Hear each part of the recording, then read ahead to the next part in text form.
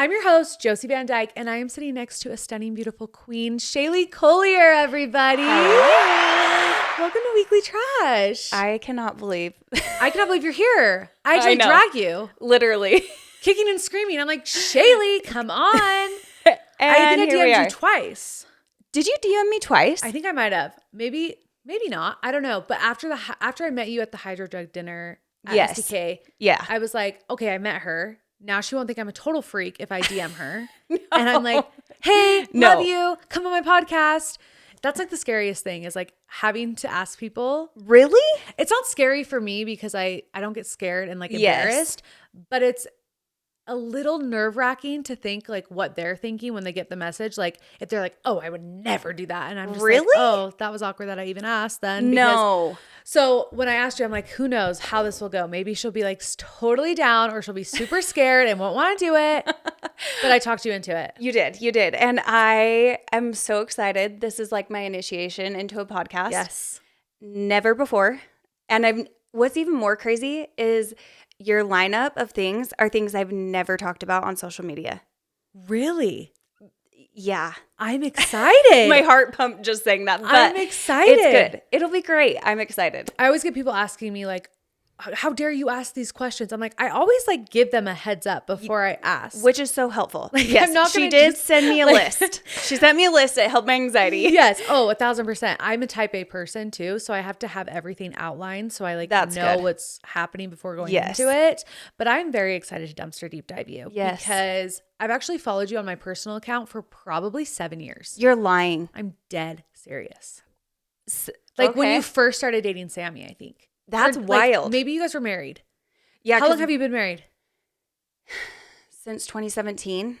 Okay, so it's been almost 9 years. Yeah. Okay, so you guys were probably married then. But yeah, a long time. That's crazy. And so I've kind of seen like your fitness journey. I've seen you get married and then you decide to have a fourth baby. All the babies. Third baby, fourth baby. So I'm so excited to deep dive you and figure out all about SHAILEY. So are you ready? Yep, let's go. Okay, SHAILEY, where are you from?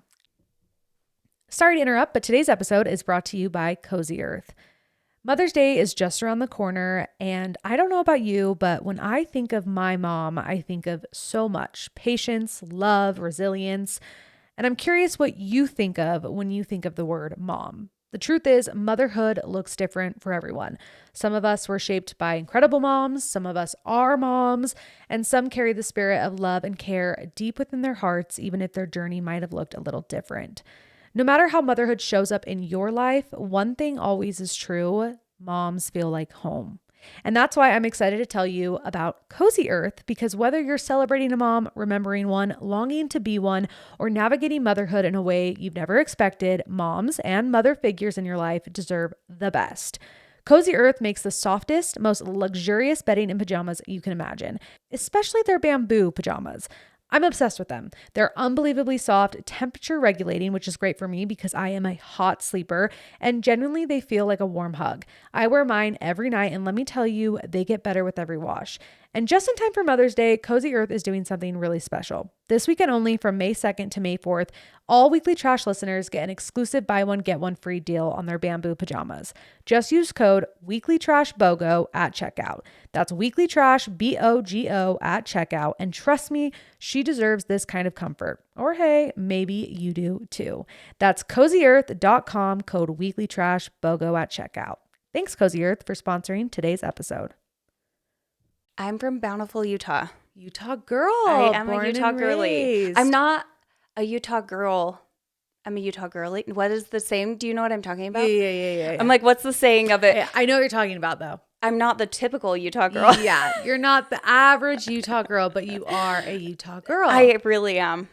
How big is your family? How many siblings? I have 2 younger brothers. Okay. I'm the oldest, and you're the oldest. Yeah. Yes. An only girl, too. Only girl. That's fun. Yes. Were you raised religious? Because you say you weren't a typical Utah girl. So were you not raised Mormon? No, I was. You were? Okay. Okay. So you started out a typical Utah girl and then to the fullest. Okay. Like full on drill team and dancing and everything. But yeah. So yes, I was raised Mormon. I left the church. Oh gosh, when would that have been? Probably like 2012. Okay. So maybe later in even your life? 2000, probably a little bit before that. So I actually went through the temple when I got married to my ex. Okay.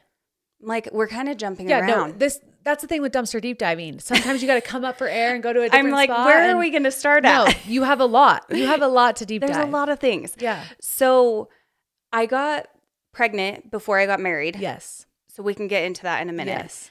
But when we had to wait a year before we could get married in the temple. So when we got married in the temple, I did that and I wore garments for like a week and was like, absolutely not. This is not for me. Yeah. And so then from there, it just kind of was like a snowball of like deconstructing. Yeah. So, I mean, I really stopped going to church not too long after that, but that would have been like 2011, 12-ish timeframe. So you already had kids. yes. Yeah. One. Yes. Okay. Yeah. So in high school, were you a goody two shoes kid? No. No, you were naughty. I was so naughty. Well, and you were like the oldest, so you were setting the standards and you were being naughty. That was me too, so Yeah, it's fine. It's fine. It is what it is. No, okay. I always went to church and I always tried to do it and I always tried to fit in the box, but I never fit in ever. Like no matter what I would do, I would never be what everybody else wanted me to be, and I felt like I was always like fighting against the current. No, that makes sense. And so I was just always trying to be something I never felt like I was. So yeah, but I never drank. Oh, really? You waited till you were 21? 23. Really? Yes. And what's crazy is I had a boyfriend that was like a hardcore partier. And like, but I was terrified I'd get kicked off the drill team and our coach was super strict. And so I was like, no. So I never drank. I never did drugs. Never, like nothing like that. I just was promiscuous, apparently. No, that's what Reddit tells me. I was the same way. No, you're sexy, so you have to be a little promiscuous. No, I was technically a slut. Like that's what they said called about me. You know, Same. Like I was a slut. Okay. But now I'm like, okay, wait, can I go back and redo it now? Because I feel like slut shaming is like not okay now. No. I mean, maybe it is a little bit. I don't know. I don't know what the high schoolers do nowadays. I'm so old. I have a junior high child going into high school. That's crazy. It's one of those, I mean, it's way different than what it was, but there definitely is still the stigma around it. Yeah. Not saying you should sleep around. Don't sleep around, especially in high school. No, I look back at that time.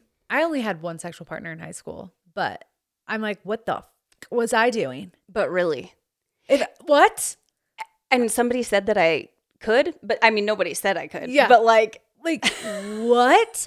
And like just being so naive about birth control, pregnant, like I don't know how I didn't get pregnant in high school. That's why I got pregnant in high school. So you got pregnant in high school? Yes. I didn't realize it was in high school. Yeah. So okay, so let me rewind. This is one of your questions. Yeah. I met my ex, what would that have been? Junior high, my 9th grade year. Okay. And we started dating, but he was a senior when I was in 9th grade.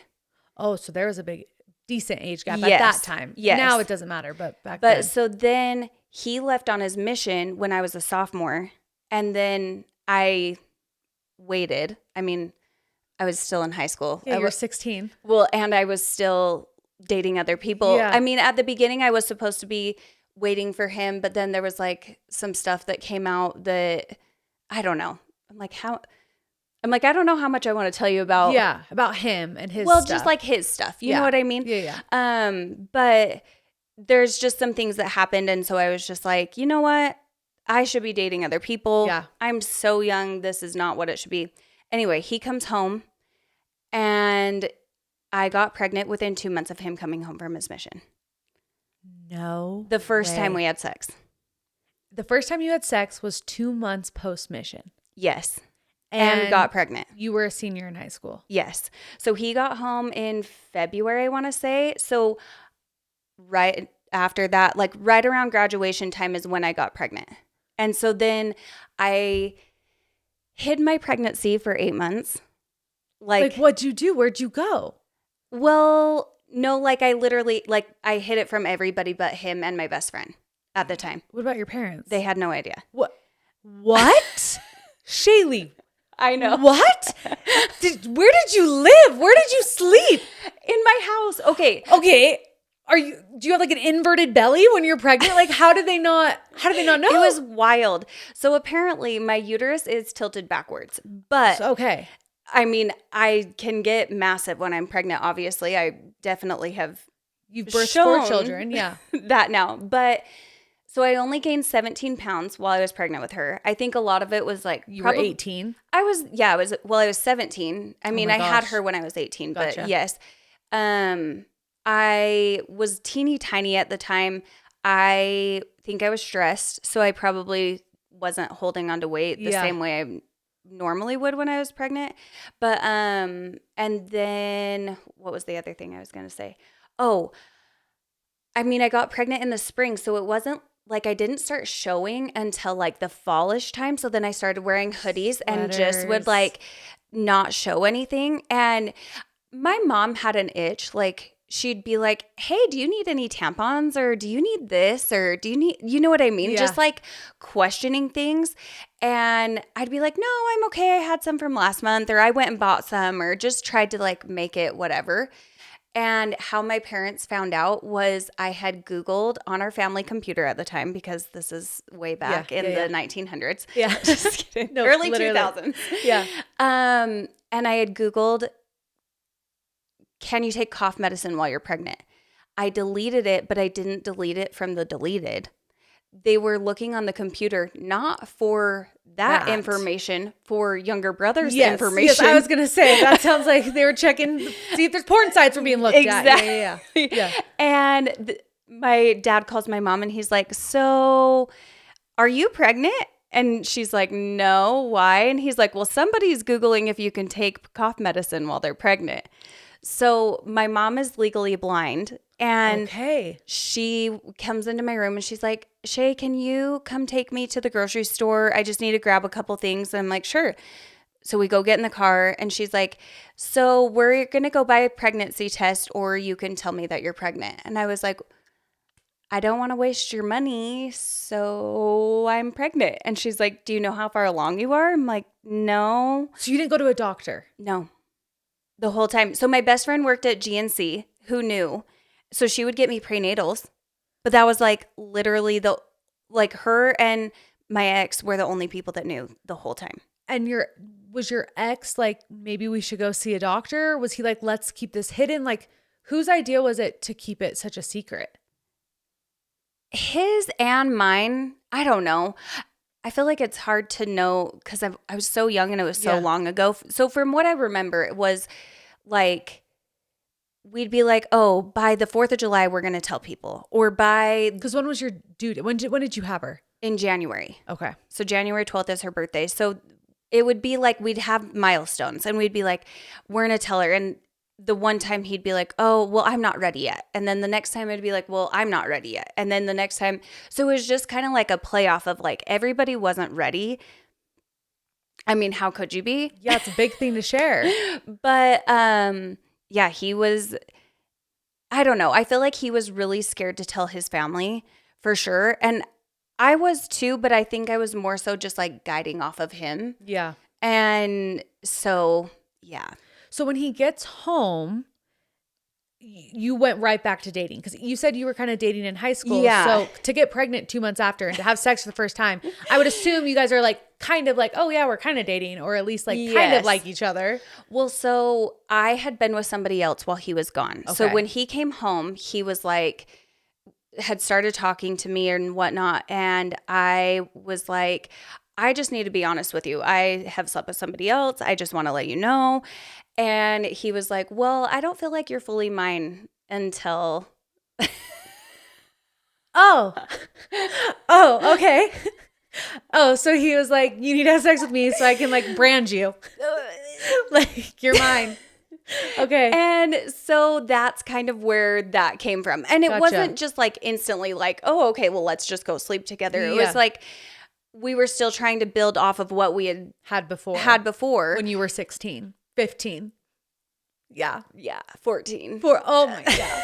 Yeah. Yeah. Because that was when the mission age was what? Was it 21 then or 19? Or I think it was no, it went from 19. 18 to 19, not 20. 21 was girls. Yes. So I think he would was have 19. Been, he would have been, when he got home, 21. 21. Yes. And you were 17. Yeah. Was that an issue to your parents? No, but I don't know. It's hard because I feel like for them, they looked at him as like a checklist. Like, He had all the Mormon requirements. yeah, like he's a returned missionary. He comes from a good family. He has an education. He like is well off. Like from their standards of like what they were looking for their daughter, like checklist wise, he was exactly what they would have wanted, you know?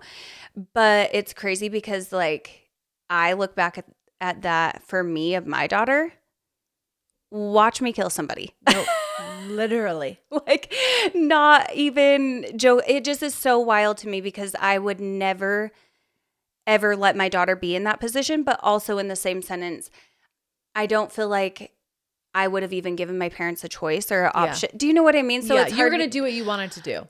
And I think that about my daughter too, where I'm like, I say that, but is that really, I don't know. Does that make sense? Oh, yeah, 1,000%. I don't know. So it's hard because I'm like, I wouldn't let her do that, but I feel like kids will find a way to do whatever they want to do regardless. Oh, parents don't have as much control as we would hope. No, not at all. It's kind of scary. Yeah. It's kind of scary. But okay, so he gets home. You guys obviously have sex. Yes. And then we both feel so guilty. So then we don't do anything for like months. But then he's like, hey, you haven't told me about your period in a long time. And I'm not. So you're saying you're type A, I'm type B. Okay. Like I don't track, I don't schedule, I'm go with the flow.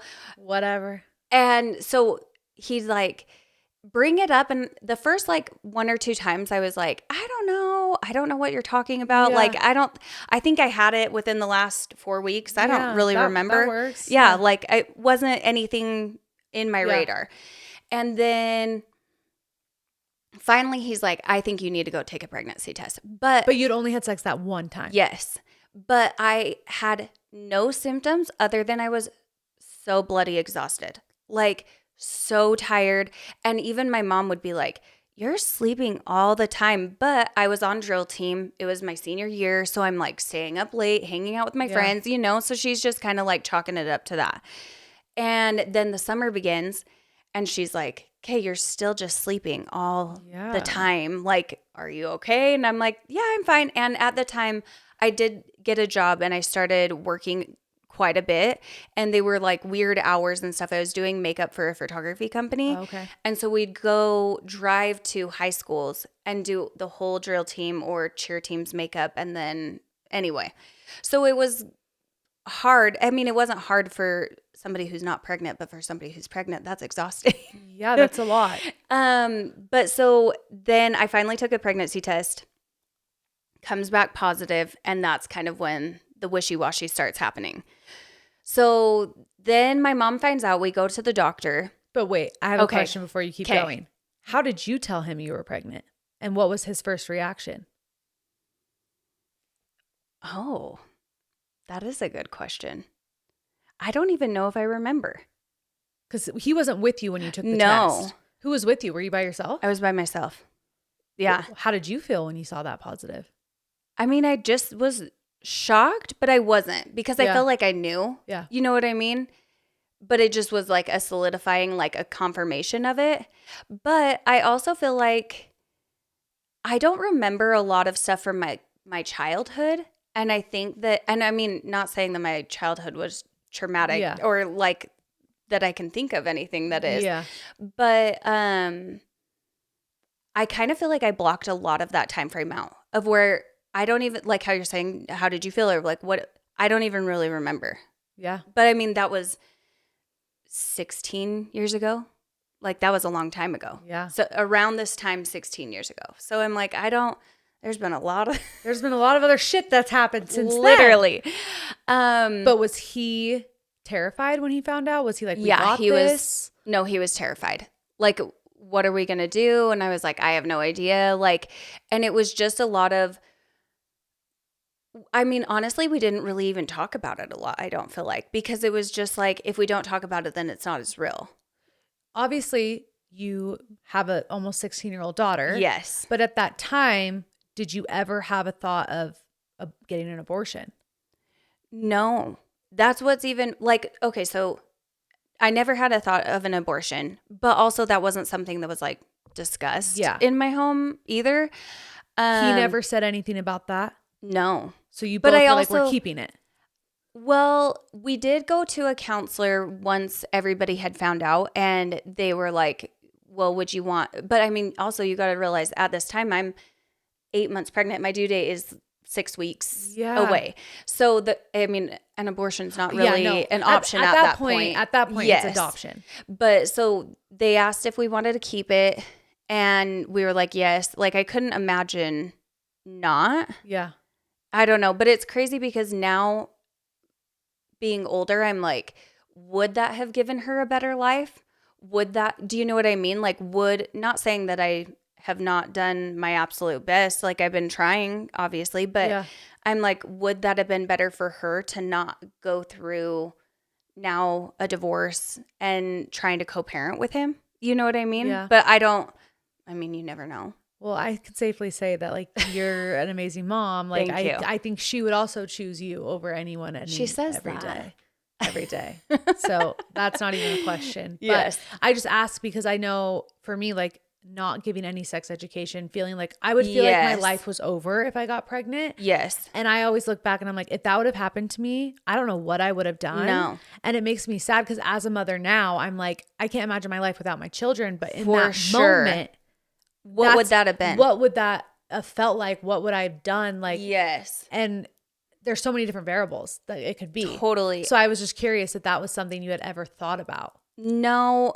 And like I said, I mean, it wasn't really ever, because I was in the same position. Like sex education was not talked about at all. So it's funny because I'm like the most proactive with my kids of like talking about that, obviously to whatever age appropriate things are. But I'm like, we talk about it, we conversate about it just because I want that to be not top of mind for them, but just I want you to be aware. Yeah. Because what happens when you have sex? Because obviously I knew that having sex, you got pregnant, but I didn't realize when, how, and whatnot. I had my maturation classes, but past that, I mean, nothing connected to me. Yeah. And like I said, I wasn't somebody who was tracking.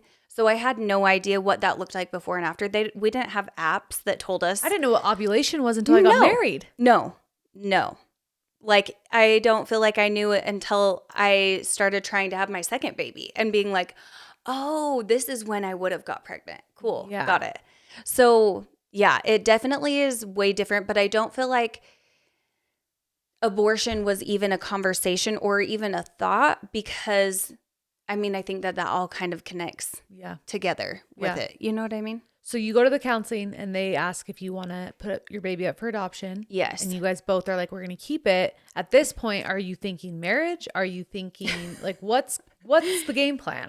So we're in the same stake. So okay, so you're still going to church. Yes, we're still going to church. I'm like, do I need to explain what a stake is to somebody? Oh yeah, a stake is like your church. They're separated into wards. Almost like a county. Yeah. A stake is like a county almost. Yeah. And then inside the county are cities. Yes. So individual churches. Yeah. So we're in the same stake. So we have to go have a meeting with the stake president because he's a returned missionary. I had just graduated seminary. So they're like, well, you were pregnant when you graduated seminary. So does that not count?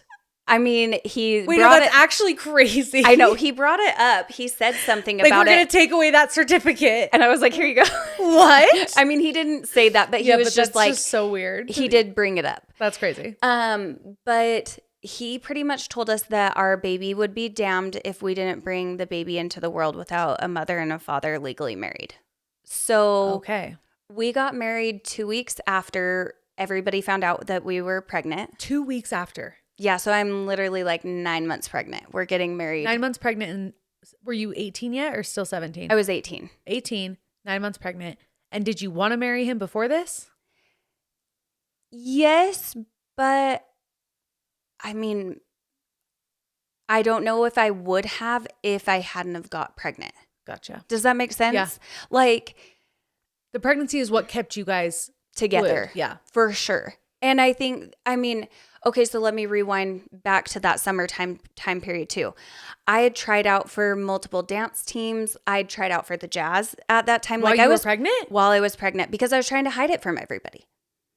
So I'm like, well, that's what everybody's known that I wanted to do. So I can't just not Yeah. go try out. Were you trying out for college teams? Like, did you go to college? I didn't go to college, but it was, I mean, because I was pregnant. Yeah. But I did try out for college teams and I didn't make any of them. But I was Pregnant. literally pregnant. Yeah. And like, it's crazy. I should see if I can find a picture and show you. But I didn't even look pregnant when I tried out for the jazz. And that was in August. So I was like 5, 6-ish months. Yeah. Like I looked thicker in my midsection, but I wasn't like. You didn't look pregnant. No.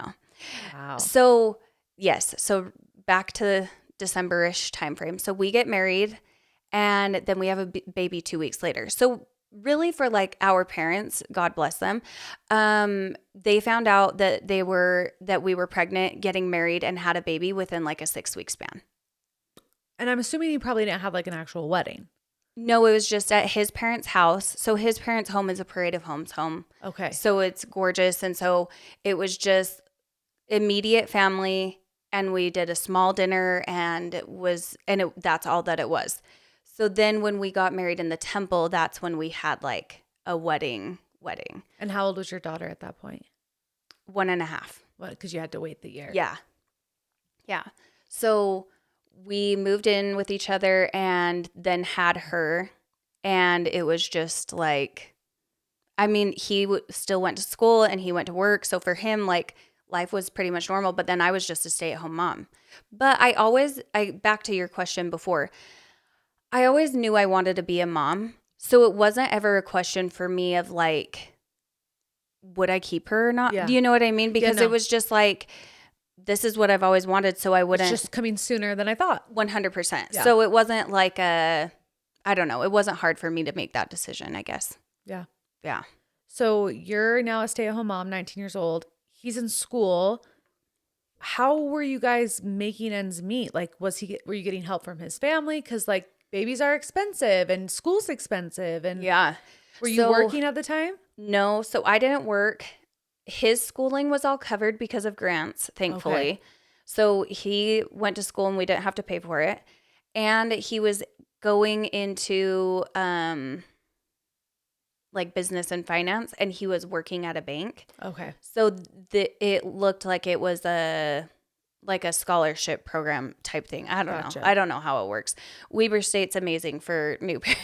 Yeah, that's great. So if you are a new parent, that's where you should go. Gotcha. But then we were on state assistance. So I mean, we had food stamps and we had Medicaid. Yeah, Medicaid. I was like, is it Medicaid or Medicare? Medicaid. Yes. And then, I mean, we just literally had nothing. Like, I feel like from like up until probably like a few years ago, I feel like I just like lived paycheck to paycheck, ends meet, like really have not had a ton. But I mean, I wouldn't change it for anything either. So, I mean, it's like the viral TikTok where it's like, this is what being rich is. And it's like, yes, all the love that you have in your 100%. home and all of that is so much more important. But that is really stressful when you're a mom. So stressful. But your daughter and your son are pretty close in age, right? Yeah. So they're almost exactly 3 years apart. And it was kind of like we started having marriage issues and like things were coming up and we both were like, well, when was the last time we were happy? And I was like, well, when we had a baby. So then we're like, well, we should have another baby. Yeah. I mean, my frontal lobe wasn't developed yet. Okay. 'Cause you're what, 21, 20? 20. Yeah. So I got pregnant I would have got pregnant the second time at 20. And so I had him at 21, but when I was pregnant with him, I knew, I was like, not that this wasn't right, but this wasn't the answer. Yeah. Like this marriage is not. This wasn't what was going to fix the issues that were going on here. And in this time frame, like I had said, I had stopped going to church, but he was like, well, will you just pretend like you're going to church for my family so that my family thinks that you are? Or like, I don't know. It was just a lot of weird dynamics. Was that one of the biggest issues you guys had? Yeah. I mean, church was a huge one. Just lifestyle in general. Like, we came from two very, very different backgrounds. My mom has been the breadwinner 90% of my life, and she is a very strong woman. And not saying that his mom's not strong, Right. because she is in a very different way. Yeah. But his mom has always been a stay-at-home mom and very like a homemaker. Yeah. And it was, when we got married, that was a ton of the issues. Because he had expectations. Yes, like, why isn't there dinner on the table? I'm like, bro, there's a microwave right there. Like, go make something. Yeah. And it was just like, he's used to home cooked meals, and I was always on the go with my family, so we would go eat out a lot. Yeah. Just very, very different lifestyles growing up. And so I think that that was a huge part of it. But also, I think another thing is we were so young, and I think we had so many outside opinions in our relationship that it was just almost too much for anybody. Do you know what I mean? Yeah. Like, I think that as a parent, obviously you want what's best for your kids. But I think once they've made a decision, especially as an adult, it's almost kind of like hands off. Gotta let it go. Yeah, like, you need to have them figure it out for themselves. And those outside opinions can't be something that gets in the way. Does that make sense? It does. I don't know. Religion was a huge one. Then outside opinions. And just, I mean, difference, like I said, in lifestyle. So I had my second baby, and we, trying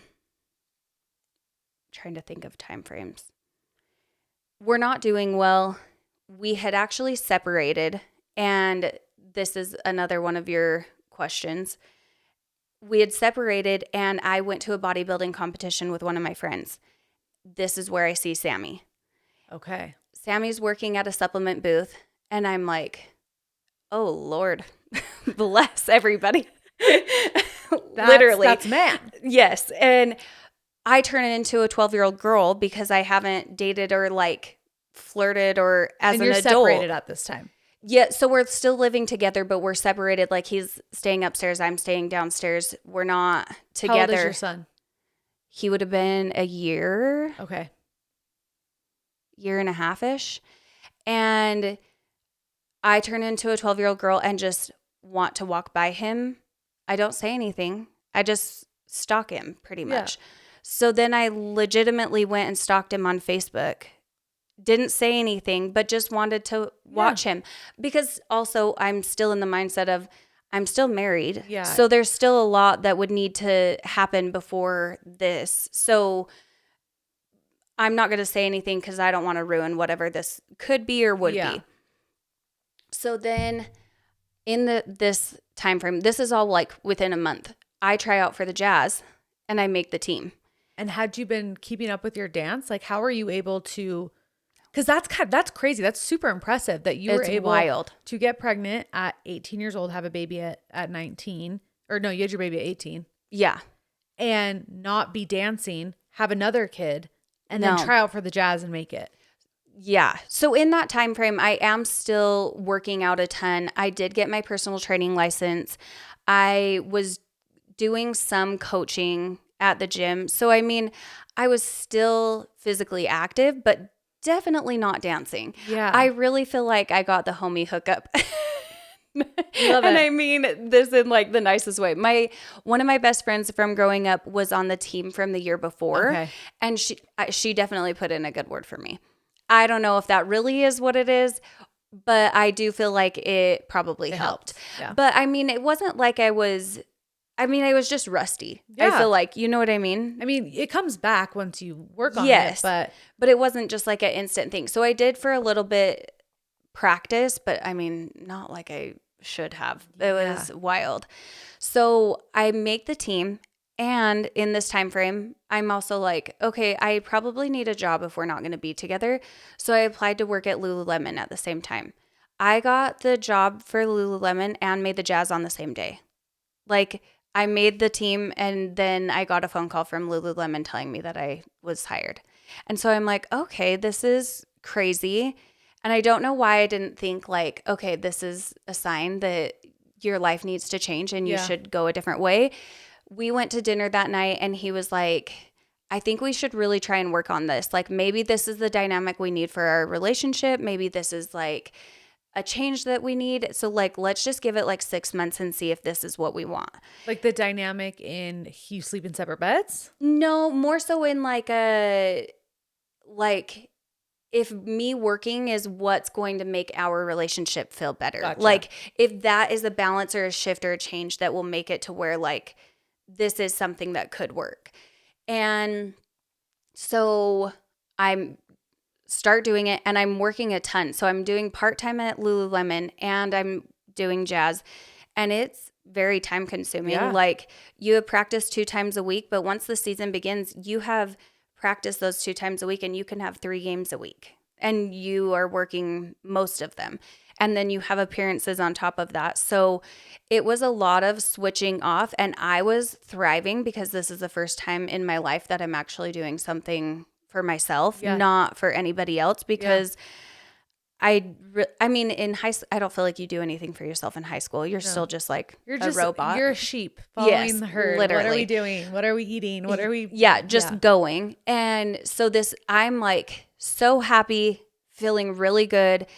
And around Christmas time, he was like, so I didn't sign up for a wife that would be entertaining other men. And I was like, wait, what? And he's like, you need to choose between dancing or staying with me. And I was like, what? And I thought we were like in a good place and like this things was were good. getting better. And I was like, okay, well, I guess we're just done then because I feel so good. I'm so happy right now. Yeah. Like this is something that I needed and I'm not just going to quit mid-season. Like this is in December. And that's a crazy ultimatum to give when he sees you thriving. Yeah. But I think that was like a lot of it too. I think that he thought that if he could like hold me in, then I would stay in. And I think that was a lot of issues in our relationship as well of like, I'm like, how do I explain it? Like he was nervous you were going to outgrow him. Yes. And I think he could see it. Yeah. And knew it from beforehand. And that was something that would like conflict into our relationship in different situations and scenarios. And so then it got really toxic quickly. Like I went to practice the next day after that and I carpooled with a girl that lived by me. She came and picked me up, took me to practice, came home and dropped me off, remembering this is December.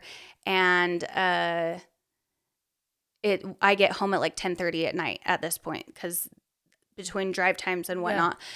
Yeah. And she drops me off and I go to open the garage and it won't open.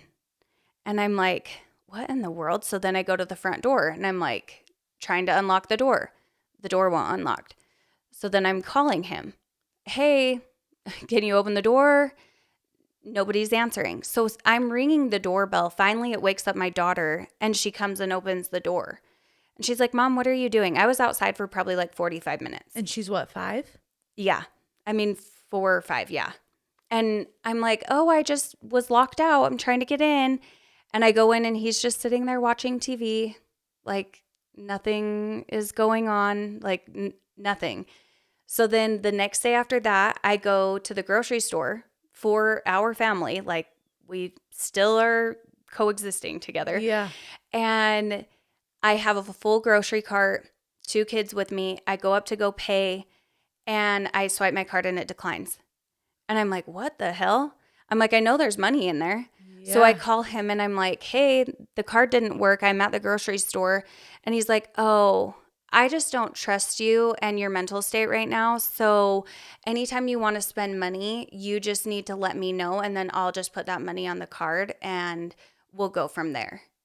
And I was like, oh no, that's not how this works. So I went straight to the bank, got my own account, had all of my stuff changed so that the 2 jobs that I am working would be going into there.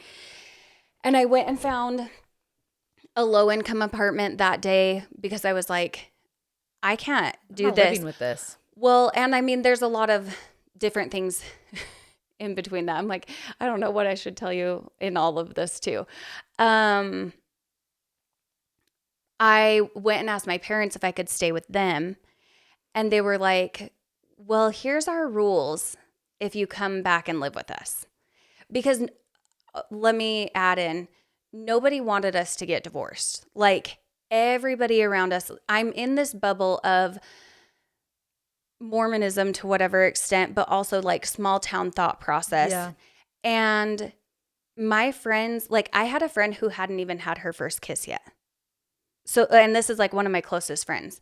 So I'm in this bubble of like, what's the word? A bubble of naive, innocence. I don't know.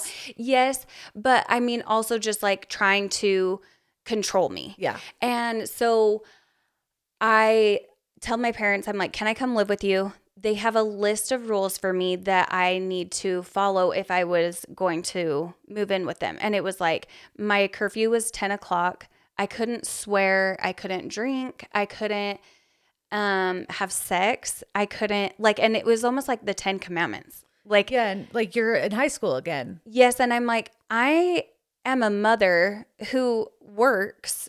I don't even get off work from most of the time at 10 o'clock. So I can't make it all the way from Salt Lake back to your house in South Ogden by 10 o'clock when that's the time I get off. And so I was just like, I just need freedom, independency. And so I find a low income apartment and I move in, and me and my kids are sleeping on a mattress that one of my friend's sisters had given us on the floor in the living room for like, I don't even remember how long. So I'm like, I don't even know where are we at in this? You are going to get a divorce, basically. Yes. So in that, Had you filed papers? Did you get a lawyer? So at this point, we hadn't done any of that. I just was like, I know that this isn't a good situation for me or my kids, so I just need to move out. Yeah. Then he got a lawyer we were supposed to have somebody who was like mutually helping us. Like a mediator. Well, it was a lawyer, but he was supposed to be making it like pretty even across the board, but it definitely wasn't. I mean, we have 50-50 custody, and I mean, everything was supposed to be split in half, but it was just such a rough situation that it was like, I really didn't take anything other than my clothes and some of the kids' stuff. And I didn't get anything from the house that we had together. Nothing was actually split. But I mean, it was one of those things that I was like, I'm just too tired to even try and figure this out or try and work with you in this. So I just give up. You can just have whatever this is. As long as I have my kids, I'm completely okay. And you were fine with 50-50 custody at that time because you're working two jobs. Like, yes. Yeah. Being a full-time mom, working two jobs, like your kids would have to go somewhere. They have to be totally. So at first I was very okay with it. And then I actually did take him back to court and try and get it changed. But after spending $10,000 and nothing changing. Oh, wow. I found out that there's like a 7% chance that once you sign a decree, it can be changed. And you have to have like so much physical evidence of abuse or drug abuse. And I mean, I obviously didn't have any of that. So, I mean, for the most part, my kids have always been in a good position with him. But emotionally, I feel like is more so where like a lot of the issues come in. So even now? Yeah. So he got remarried, and that was really, really hard. Sorry to interrupt, but today's episode is brought to you by Bohm. It is finally warming up outside. Thank goodness. Spring is calling, and Bohm has the styles to answer. Whether you're on the hunt for a perfect Easter dress, a Mother's Day gift that actually impresses her, or denim that fits like a dream, Bohm's got you covered. Their spring collection is packed with effortless, wearable pieces that make getting dressed so simple and easy. Use code 20Josie, 20Josie, for 20% off your order. Don't miss out. Head over there now at bohm.com, BOHME.com, and refresh your closet now for spring. And don't forget to use that code 20Josie at checkout. And thanks, Bohm, for sponsoring today's episode. If anybody has any good therapists, child. Yeah, we don't want any Jodies, though. Good God. We want to stay away from those kind of therapists, though. We need a yes, good one. Please. No Jodies, okay? No Jodies. We're not into that. So you are living on your own. You have the 2 kids. You finalize the divorce, 50-50 custody, but you don't really get anything else other than that. Yeah. So when does Sammy come back into the picture? Literally the day I move out. Okay. So You go back to his Facebook and you message him. Yes. Is that what you did? Exactly. Oh my gosh, we have the same brain. Okay. Well, so I move out. It's my first night by myself in my entire life. 21 with 2 kids, divorced. And this is my first night alone ever in my life. So I'm like, wow, this is weird. So I'm like, what should I do? So then you start scrolling on your phone. So I message him. It's like literally midnight. And I'm like, I have a secret to tell you. He's like, what's that? I was like, booty call. I'm like, your body's really hot. And he's like, so then he goes onto my profile and I still have everything up. And he's all, are you married? And I'm like, yes and no. Yeah. I physically no, because I'm not there, but I'm like, legally, yes. Yeah. And so he's like, wow, okay. And so he probably, he told me, he's like, I really thought you were a crazy person, because he's like, you literally have your family pictures on your Facebook profile. Yeah. And anyway, so we start talking from there, and it was honestly like, he was the first person that I ever felt like was on my team, and it was honest. It was instantly, where it was just like, he didn't put his emotion in what I was telling him, because he's like letting me talk about this stuff to him. But he's like, I think that this is what you should do. Even though I don't think that that's the best thing for me, I think that this is what would be the best for you. Or like, I'm trying to think of a different scenario of things like that. But he never put his emotion into what was going on with me at the time, to where I just never felt like I had that type of support ever in my life before. And so it was crazy, because we became such close friends so fast, because I lost a lot of my friends and my family when I was going through my divorce. And is it because they thought you were in the wrong? Yeah. Like, in their eyes, were they looking at it like, oh, now SHAILEY's a dancer and now she's leaving her marriage and she wants to go party and have fun and she doesn't want to be a mom and a wife? Was that the narrative? 100%. Because I can see that being the narrative. Totally. And like I said, in a Utah bubble. In Utah, in a small town where like everybody knows everybody. Like, I went to the same high school as my mom. Yeah. So it's like so small town thought process. And yeah, it just looked like, people would literally say that. They're like, you're just out here wanting to party. You're just wanting to do this and this. Live the life you didn't get to live when yes. You had a and baby I'm so like, young. That's like the furthest from the truth. Is this nice to be able to have? For sure. But I was just young and got into a marriage that I probably shouldn't have got into in the first place. But now I'm the bad guy in everybody else's eyes. That's how it's always been. And that's why I haven't talked about any of this, is because I've always felt like I was the bad guy in everybody else's eyes. And I'm just like, let me be the villain. You're like, I'm done trying to fight it. Yeah. And so when you asked me to come on here, I was like, you know what?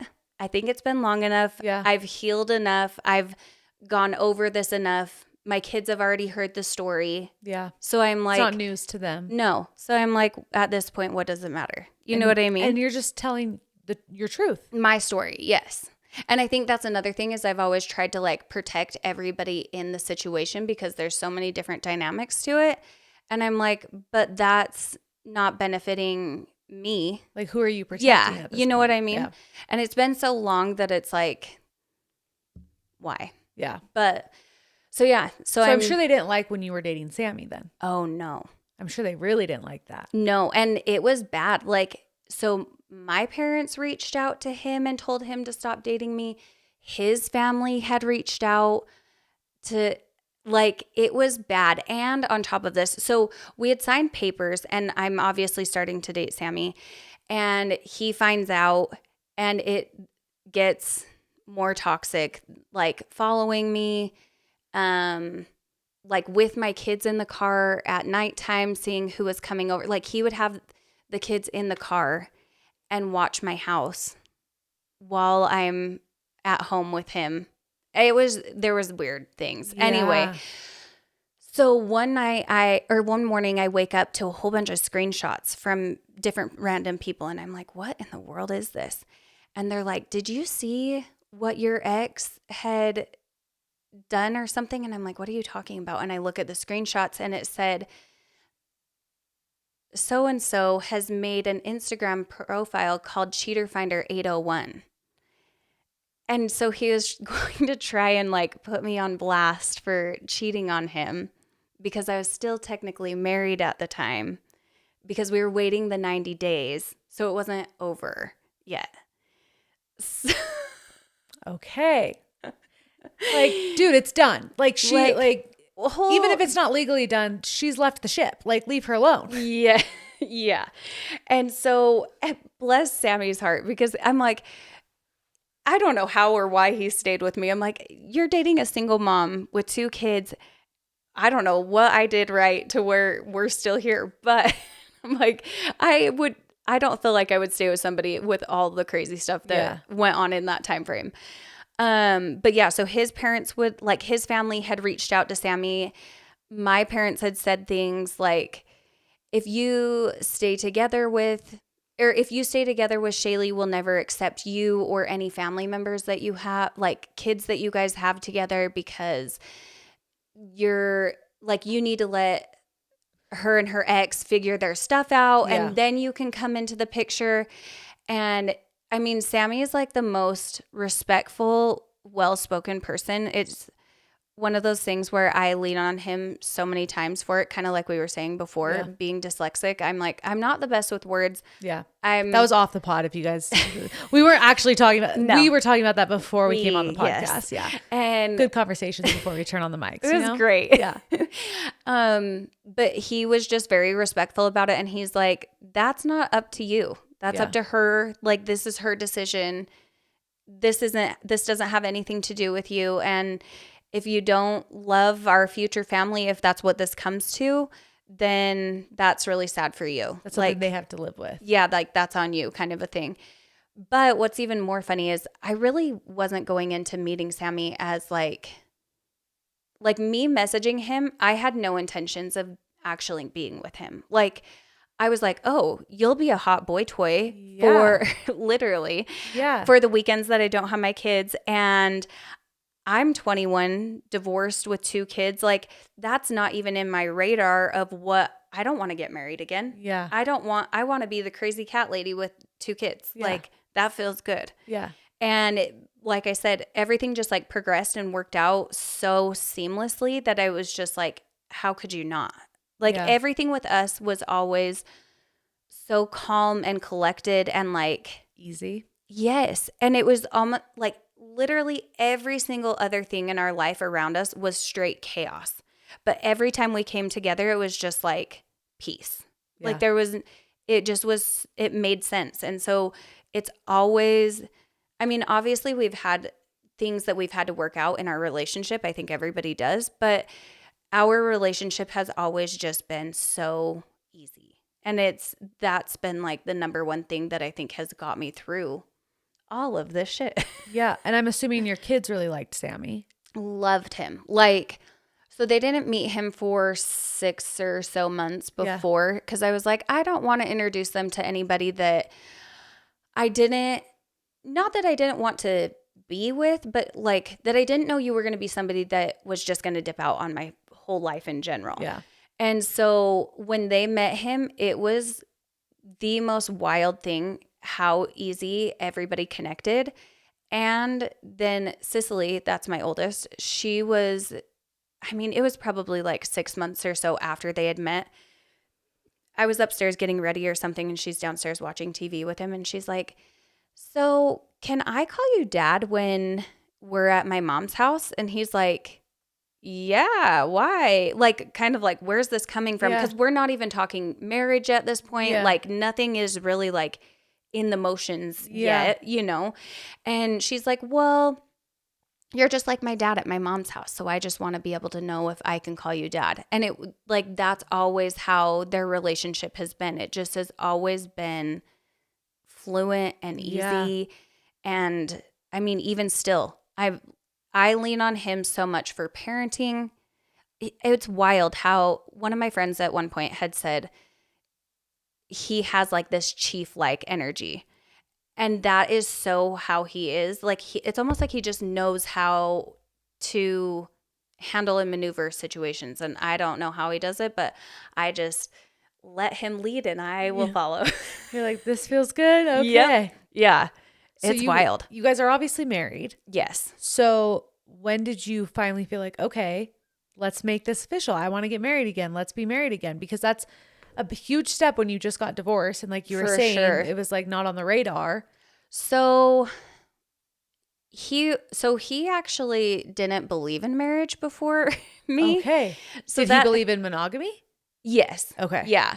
But he just was like, he had never really seen relationships work. His parents were separated.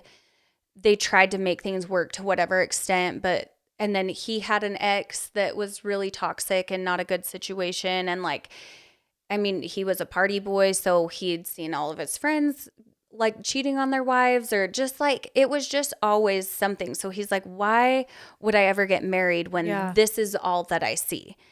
And then it got to the point of so we moved in together probably a year and a half to 2-ish years after we'd been dating. And at that point, it was like, I feel like we could talk about marriage. Like, this still feels very seamless. Yeah. It feels very easy. And we wanted to have more kids. So he's half Samoan. Okay. So he comes from big families, big Polynesian families. And so he's like, I definitely want more kids. Like, and you wanted more kids too. Yeah. So all growing up, I wanted 6 kids. Okay. Do you still? Absolutely not. No. Are you done? Oh, so done. Done at 4? Okay. So done. Like, I don't know how people.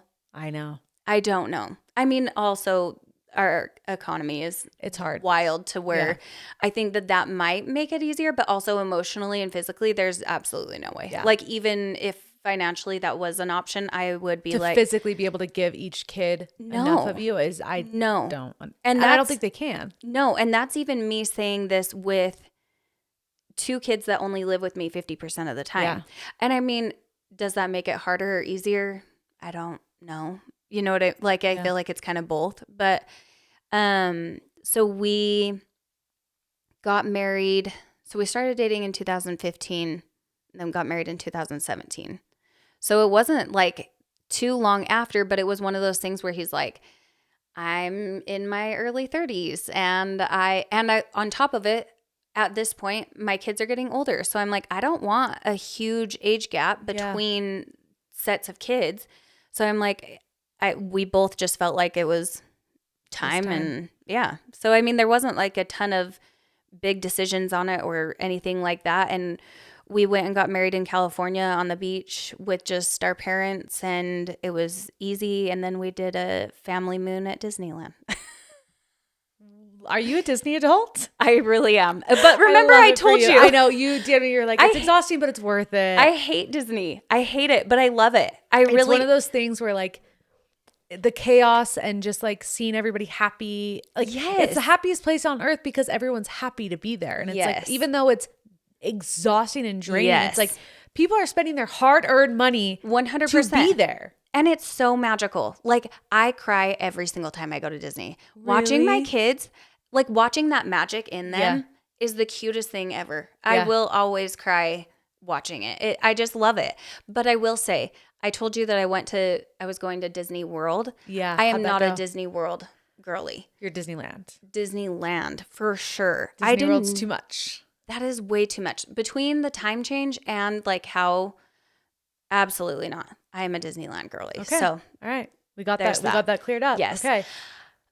So we get married, and right after we're like, okay, let's take out my IUD and let's try to start having a baby. So the first couple months we were like, let's let my period go so that like have a few cycles before we start really trying. And the first month that we start trying, I get pregnant. And I'm like super sick, super tired, all the normal things. Yeah. And we go to my doctor's appointment, and my doctor's like planning out the due date and talking about all these things. And then she goes to do my ultrasound, and my ultrasound looks like, you remember when you were little and you'd put paint on a plate and water and you'd blow bubbles into it? And it was like, okay, yeah. That's what my whole ultrasound looked like. And I'm like, okay. I'm like, I don't see a baby. Yeah. So I'm like, I don't know these things, Yeah, but I know that there's not a baby. Yeah. And she's like, let me do a couple of tests and I'll come back and I'll be right back in. Yeah. And I'm like, okay. Were you nervous that like something was wrong? Yeah, because I didn't see a baby at all. Like there was no baby at all. And so I'm like, what? I had no idea. So she comes back in and she's like, so it looks like you have a full molar pregnancy. And she's like, so I'm going to have you go talk to a specialist, but kind of like not giving me any direct answers, but just that I have a molar pregnancy and it's a full molar pregnancy. What is that?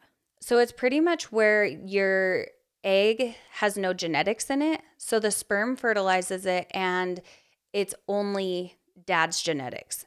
But a full molar pregnancy knows that that egg isn't viable and that's not going to be a baby. So it just turns into like tissue in your uterus. But a partial molar pregnancy is where it tries to still make a baby, but it will still most of the time realize that it's not going to live. And so then there's like arms or like body pieces in the tissue in your uterus. So I had to have, a D&C, an abortion. It would have been, I can't remember exactly when it was, but I had to have it the weekend after Thanksgiving. And that was really hard on us because we had told our parents that we were pregnant, and his mom had a really hard time with that. Like that was a really hard thing for her. That you guys were pregnant or that you lost the baby? That we lost the baby. Because she just was so excited because that's like, they definitely, so I guess I should add, he was raised by a single mom in the Polynesian culture. His dad was there in and out sometimes, but was more so just like really close with his mom. So they have a really close relationship even still. So she was just so excited for him to finally have a baby. And she's like, you don't date a ton of people, or you don't like, there's all these different things. So she didn't think he would ever have kids. And so she took that really hard, and we had the D&C, and a couple weeks go by and I'm still bleeding a ton. And I'm like, this is crazy. Like, this is kind of a lot. So I call my doctor and I tell him, and they're like, and this is around Christmas time, and they're like, give it another week or so, and if you're still bleeding, then we'll have you come in. Christmas Day, I have the kids in the morning. They go to their dad's that afternoon. And by the nighttime, I'm bleeding through like 4 pads in 45 minutes. And I'm like, it's like excessive. Yeah. So finally, Sammy's like, you look pale. I need to take you to the doctor. So we go to the ER, and they're like, this is Christmas Day. Yeah. And they're like, you need to have another D&C. We probably just didn't get all of the tissue out of your uterus. And so your body's just trying to get rid of it, but it's not able to shed it off. And now you're just losing too much blood. They're like, if you would have came like an hour later, you would have needed a blood fusion. Like, that's how much blood you had lost. Wow. And so the next morning I had another DNC, and I go into my post-op appointment after that. And they're like, so we need to send you to this specialist because you need to go and talk to them. I'm like, okay. Like, again, I'm not getting tons of information in this. Yeah. Like, it was very vague, and I switched OBs in this time. So we're in a good place now. Yeah. So I call the specialist, and they're like, hi, this is the Utah cancer specialist. And I'm like, the fuck? I think I have the Cancer? wrong number. Yeah. Like, this isn't me. And they're like, well, let us check. Like, what's your name? And I give them my information. They're like, yeah, we have you down. And I'm like, what in the world? Like, I thought I was going to an OB specialist, Yeah. not a cancer specialist. So I go into the doctor, and they're like, so you have something called gestational trophoblastic disease, which is technically cancer. So the tissues from my uterus spread outside of my body, went into my lungs. So I was technically stage 3 because once it like passes, don't quote me on this, I'm not a doctor. Once it goes from the first place to the second place, that's like how you figure out grades or levels. Yeah. And so I had to do chemo injections. It was just methotrexate. Have you heard of that? No. It's actually, I mean, from what I know of it, it's a really cool drug because it can work for like autoimmune diseases and stuff too. Okay. But depending on the level is when it turns into like a chemo treatment. So I had to do 12 weeks of chemo in that time frame, and it was just an injection in my butt, so I didn't have to have like a port or anything like that, which was beneficial. But it was scary. Like, I feel like I'm downplaying it a lot because No, but that's scary. It was really scary. But also my doctor was so helpful, and like, he's like, you're young, you're healthy. This is such a low, what's the word? Like a low risk type thing. And so he's like, I'm really not worried about it. But there are people that do die from it if they're not taking care of it and taking care of it. Yeah. But then I was supposed to wait a year before we started trying again. Because with the diagnosis, was there a possibility that you couldn't have kids or? No. They said that I should be, like, everything should be fine after that. But it was just to wait a year to make sure that all of the medicine was like fully out of my system. But I got pregnant at like 6 months. So were they in the nervous middle about that? Yeah. So I had to have 2 or 3 CT scans while I was pregnant, which is like not normal at all. Yeah. And then I was also high risk, just making sure that they were checking on things more. But that's where I found my OB, who I have now, and I love and adore her more than anything. She is like the best thing ever. So in the shit show of it, I got the best. A good OB. Yes. So I'll gladly take it. Yeah. So then that's when we had Kona, and he is now 5, almost 6. And he came out, everything was good. Totally normal, healthy, totally fine. And they said like it would be more likely for me to know somebody else that has that type of cancer versus like me ever having it again. Okay. But it was also still like in the back of my head every time like we'd try and get pregnant or whatever. I'm like, what if that happened again? But I think it's kind of the same thought process as having a miscarriage. Yeah. Just, I don't know if it's more traumatic or less traumatic knowing that it wasn't a baby. Yeah. And then you have to go have treatments after. But, so if you wouldn't have gotten pregnant that first time, do you think you would have found the diagnosis if you got pregnant? Like, how soon would you have found the diagnosis? Do you think that pregnancy is what helped you find it? Well, because did you have any symptoms? No. So it really, the only way that they can like diagnose it is you going into the doctor and like having an ultrasound or getting the test done.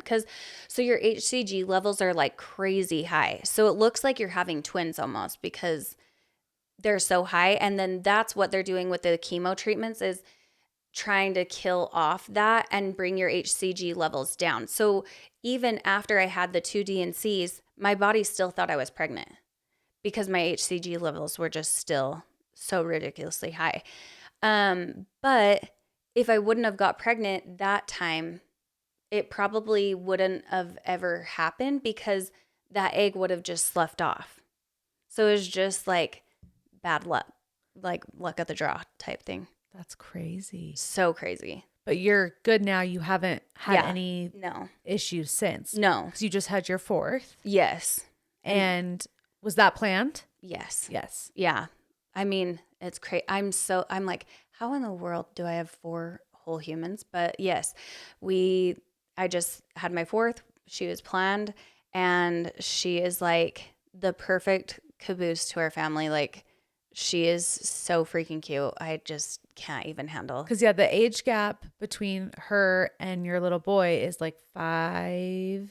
Well, they're almost 4 years apart. 4 years. 4 years yeah, apart. like a little under 4 years. So it goes, I have a 3-year age gap, a 6.5-year age gap because of the Muller pregnancy Yes. between the two, and then an almost 4-ish year age gap, which is wild because in 2 years from now, I'll have a high schooler, a junior high, an elementary school, and a preschooler. That's crazy. I'm like, I don't know who signed me up for this. How's the adjustment been with blending a family? Honestly, I'm not just saying this. It really has been easy. Like, Really? obviously there's like bumps and waves and whatnot, but it's been like, my kids are so understanding, but also we have lots of big conversations with them of like communication and why we're doing what we're doing and where like this decision's coming from. Like, they're involved in 90% of things that we do or like conversations we have because we want them to understand where we're coming from and things. So for the most part, they have been just really adaptable to all of it. I will say adding on more kids has been harder for sure. Like, for me, I think going from 2 to 3 was a lot harder for me, more so because I had that gap between and I didn't have any kids half of the time. So then it was like I learned how to have some independency on my own, and then I had to go back to being a full-time mom and it being a baby, and he was a lot harder, and I had gained a ton more weight, and like I just think that there was like so many extra things on top of it.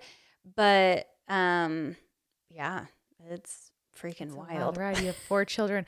4 children, and you're a MILF. You really are. And I feel like I want to talk about your Instagram and just like fitness and like building a platform. I could literally dumpster deep dive you all day. Like, we're already over an hour, and I still have like so many questions for you.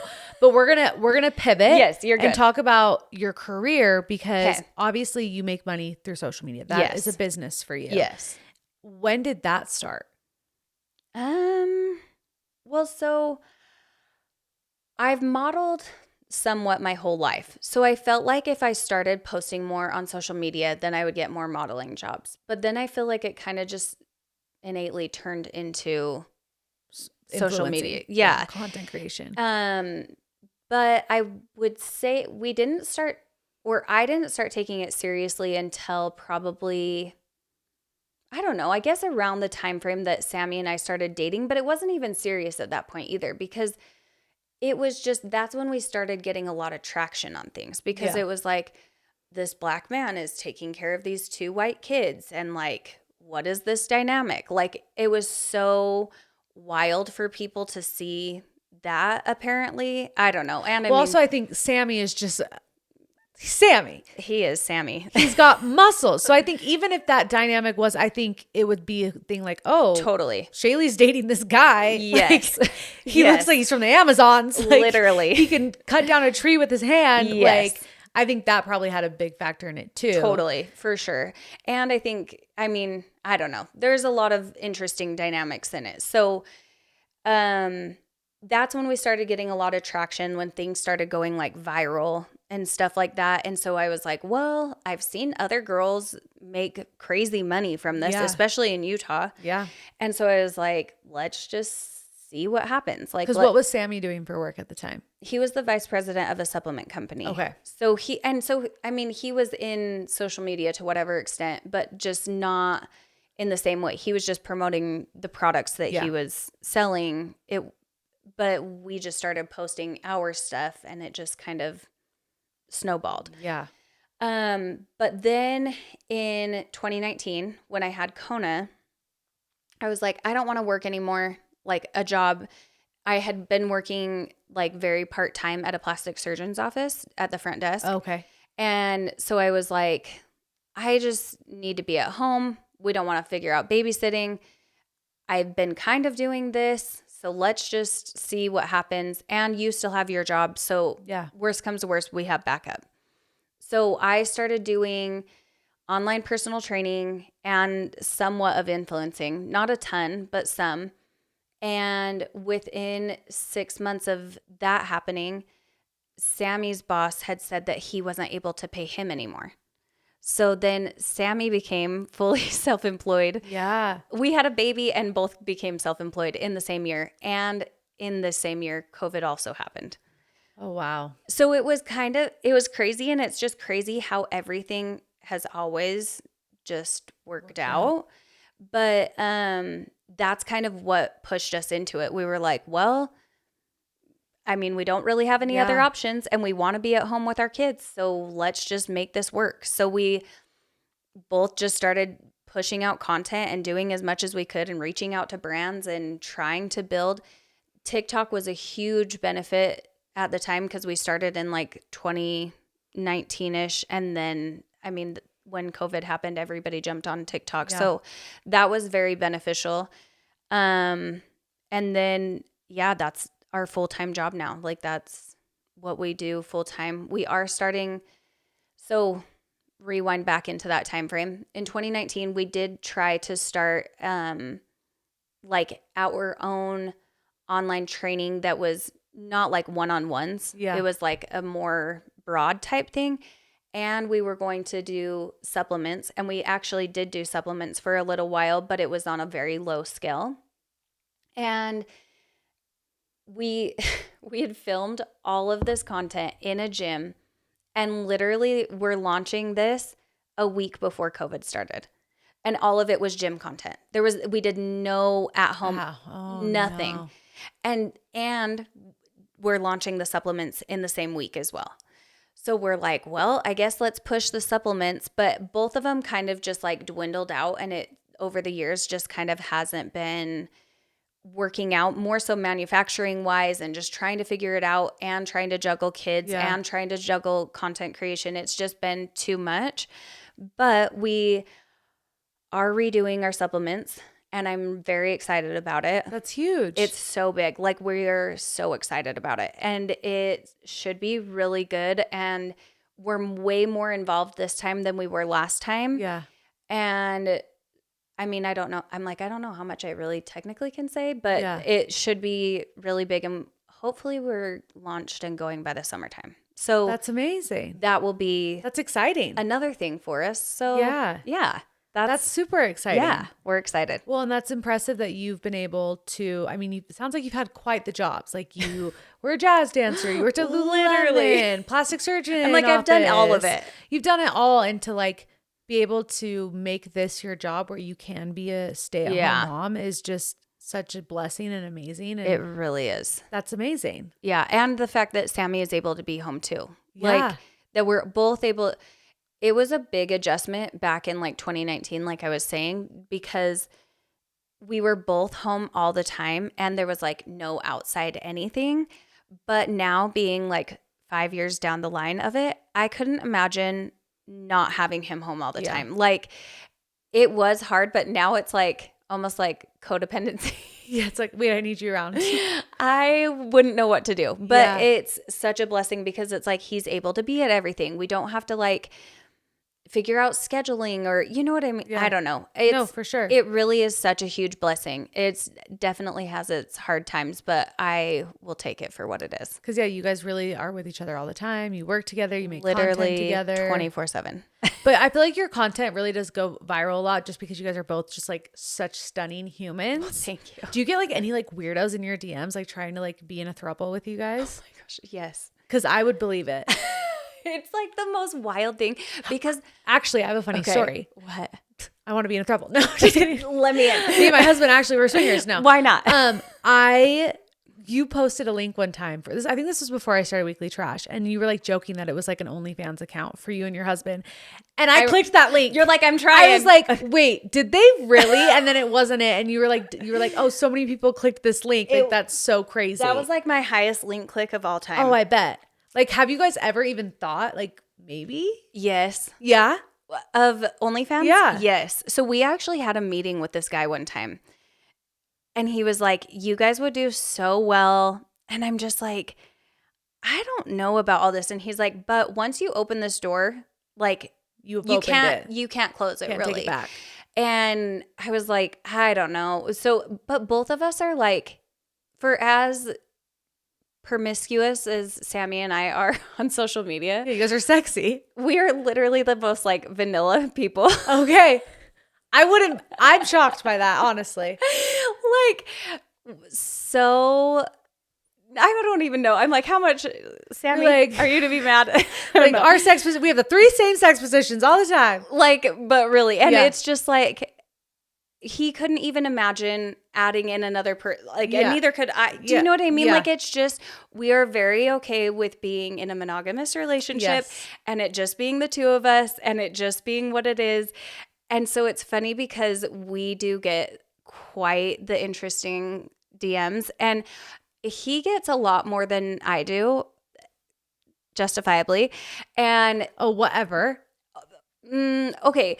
I'm not saying like anything negative towards me, but I'm just like, he literally looks like a god. And so I'm like, his muscles are insane. Literally insane. And so I'm just like, I get it. I'd shoot my shot too. I literally did. Like, I did on Facebook. Yeah, like back in the day I did. And so I'm like, I don't blame you. I'll cut you, but I don't blame you. He's married, so don't. Yeah, but I get it. But he is like, that's another huge thing, or like back to what I was saying before, is he has always made me feel so comfortable and confident in our relationship. I've never had to question him with cheating or like another girl or like nothing. Like, he is so open and honest and upfront and loyal, and he would rather overshare than undershare just to make me feel more comfortable. And it is, I think that that's the only reason why our dynamic works on social media the way it is because of how open it is. Because at first it was really hard because I didn't necessarily trust him, because I didn't trust past relationships.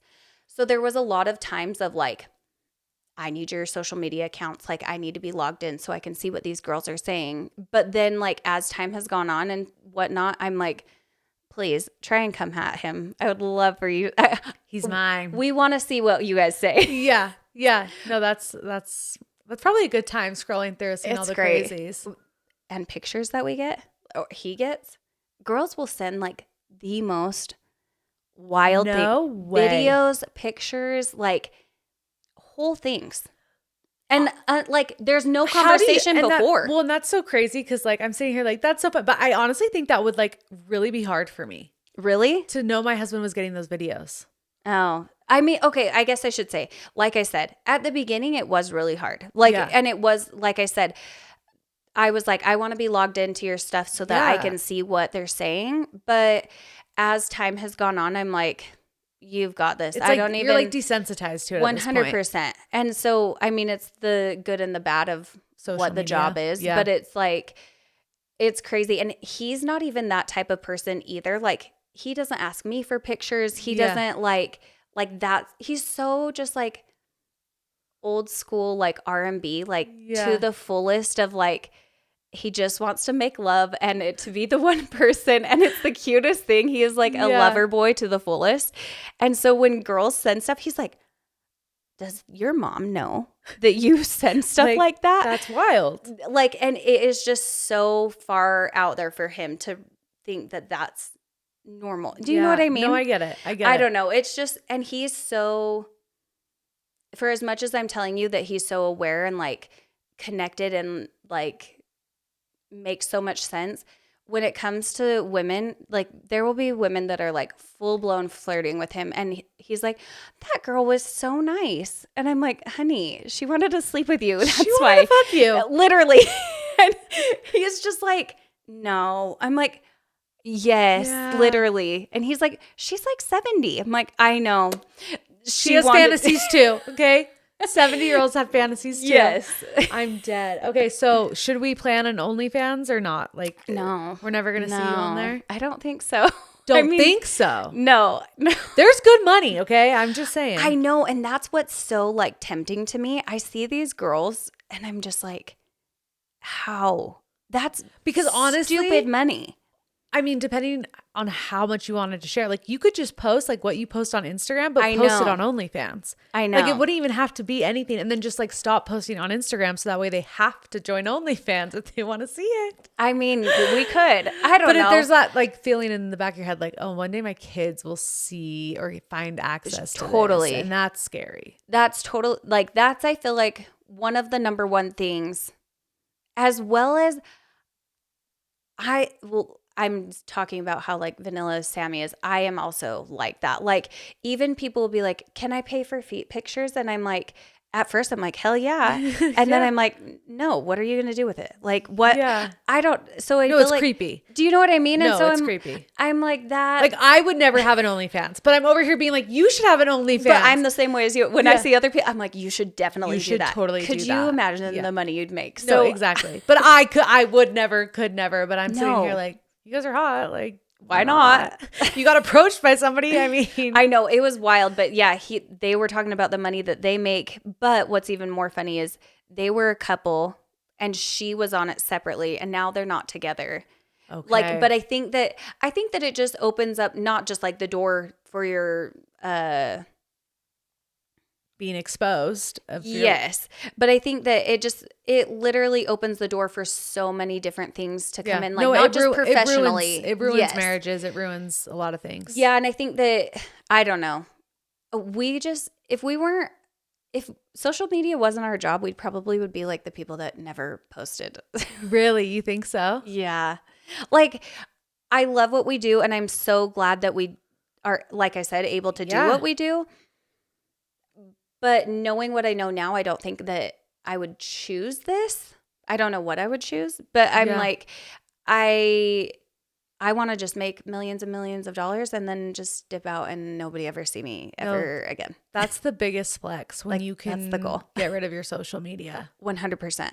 After being on a social media break, I'm like, okay, I want to be able to do that one day. When you said that, I was like, yeah, I did that in Florida as well. And I was like, I didn't post anything. I was on it, but I didn't post anything or do anything. I was like, oh, this is the life. This is not having to like worry about posting things or being on there. Just live in the moment. And I'm already not a good influencer as it is anyways, because I'm not somebody that posts like on my stories every day or like I'm not a link click person. Like I'm trying to be better at that stuff because I know that it's more beneficial. Well, and it's your job. That's how you are providing for a family. 100%. You guys don't have anything else. No, but I'm like also in the same sentence, I don't enjoy that.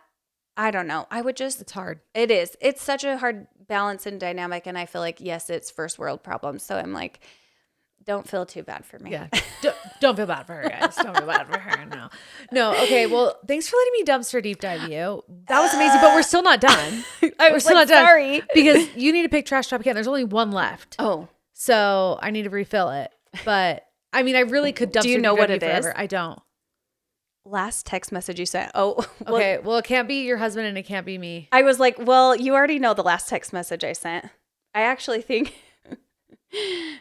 Okay, last text message I sent was I sent somebody a TikTok, a screenshot of a TikTok, and I said crazy behavior. Uh-oh. You're going to have to show me what the TikTok is. Mine is telling my mom that I was coming here and that your name is Josie. Hi, SHAILEY's mom. I'm Josie. I just dumpster deep dived your daughter. Sorry, Mom, for all of the exposure on you. No. And also, like I said, I could dumpster deep dive you forever. Last question, because you said your mom is legally blind. Yes. So how much can she see? So she can see well enough to like obviously do everything other than drive. Yes. Okay. So she can't drive, and it's a genetic thing for my family. So there's 6 kids and 4 of them are legally blind, and my grandma is also legally blind. Like it's a genetic So thing. could you become legally blind? Has she been that way since birth? Yeah. Oh, so okay. it's a like it's cataracts, but Okay. it's from birth type thing. Gotcha. And what's crazy is with the technology they have now, if my mom wouldn't have had the surgeries that she had back in the past, they could have corrected it now. No way. Yeah, but because They did all the other whatever stuff. things have happened. So out of the 6 kids, 2 of the grandkids were legally blind, but both of them had the surgeries to where they are, one of Gotcha. them being my brother and the other one a cousin, obviously. And both of them are able to drive and do everything now.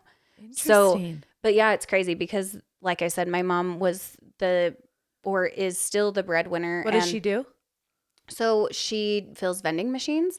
Oh. But what's even more crazy is it's through the government, through like the blind program. So Okay. only blind people could have that job. And so she fills them at like the halfway houses and the airports and like government buildings, Yeah. the post office and stuff like that.